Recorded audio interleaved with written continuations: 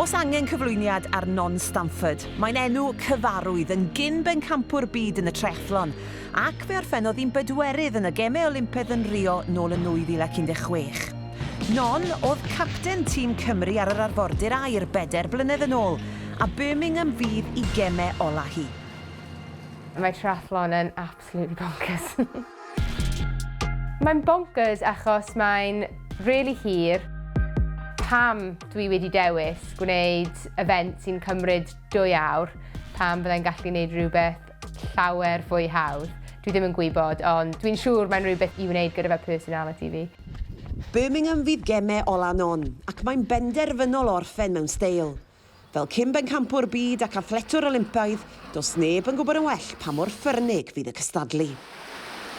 Mae non wastad i bod yn benderfynol, ond nid triathlon oedd dewis cynta'r ferch o Abertawe. Whilst the children were growing up, I coached. We had some really high level gymnasts in the club in which I was working at the time, and she used to come along. The Commonwealth Games has always been there in her mind because, you know, that is what the aim was in the club with us, you know. She said to me, well, Mum, will I go to the Olympics as a gymnast? And I sort of said, well, what are you asking me, as your mum or your coach? And she said, as a coach. And I said, well, you'll probably be a very, very good club gymnast. So she said, well, I'll do it in something else then.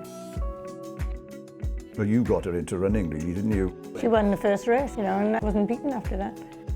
That's when her talent for running became apparent very quickly, because she just went. Roedd bod rhan o Swansea Harriers yn really pwysig i fi pan roeddwn ni'n tyfu lan. Roeddwn ni'n ffrindiau gyda pobl roeddwn eisiau gwneud yr un peth, ac dwi'n credu bod hwnna'n really pwysig pan chi'n tyfu lan i cael pobl o rownd chi gyda mutual interests ac, you know, as crazy as you are. Roedd John y hyfforddwr cyntaf CFIC. Mae e'n really yn grounding pan dwi'n dweld e. Reminds me of where you came from and how it started. Mae'n neis i gweld y merched yn ymarfer gyda John, gweld bod llawer o talent yma, gweld nhw'n gweithio'n galed.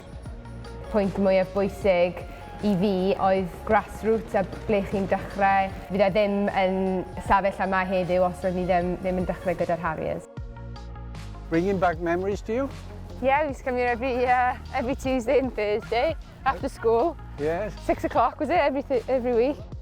I'm looking forward to this year now in Birmingham. You know, there will be a lot of Welsh presence in the stadium this time, whereas in the Gold Coast when you were there, was it 8th place you had then? But that was after a little bit of a tricky spell with injuries. But 8th place in the Commonwealth Games, I haven't got that on my CV. Hopefully I can go a bit better this time. Mae chatre bellach yn Leeds, lle mae'n ymarfer ar gyfer y gemau gyda'i hyfforddwr hys.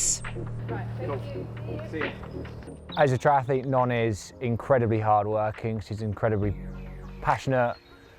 She's about as driven as any athlete I've ever known and ever worked with. Equally, she's very conscientious, so she's prepared to do the little things really well. So what I look for an athlete to be able to do is stand there going, I've done everything I can do. Quick take here. Mae'r ymdrech tua'r brig yn mynd â Non i uchelfanau'r Pyrenees ymhell o Leeds a Birmingham. Mae Non am ddringo i ben y podiwm yn awyr prin Ewrop.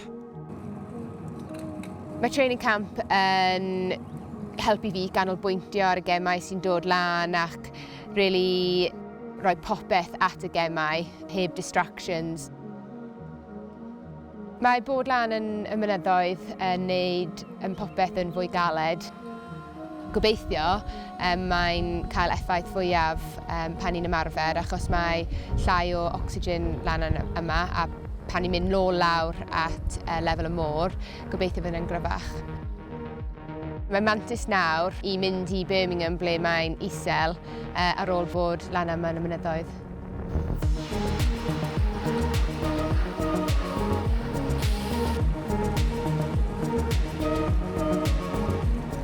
mwynhau ymarfer am y gemau gymanwlad achos mae gemau olaf fi. Felly, tymed bach o motivation yn dod o fyna. Mae wedi bod yn galed hefyd, wrth gwrs dwi ddim yn mor ifanc. Cefais i niwed 6 wythnos yn ôl. Ar y gyfan, mae popeth yn mynd yn dda, gobeithio byddai'n gallu cael ras da yn Birmingham. Dyma gyfle olanon i flasu llwyddiant geme'r gymanwlad.